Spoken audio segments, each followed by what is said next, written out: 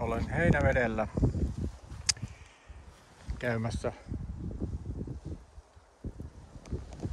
Täällä on tämmöstä rapaumaa esiintyy tällä alueella ja etsin yhtä paikkaa tässä ja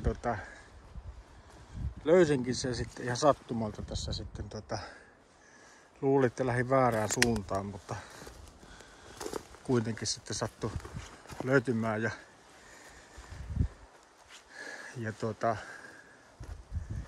täällä on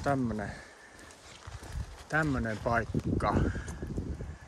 Tuolla on tommonen pikkunen tafoni, tämmönen iso järkelemäinen kivi.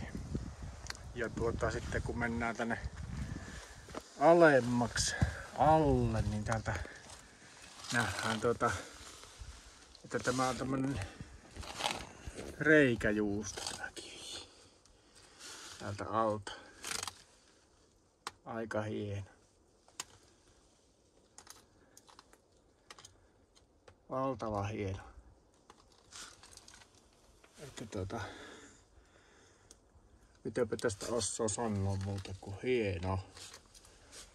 Hieno paikka.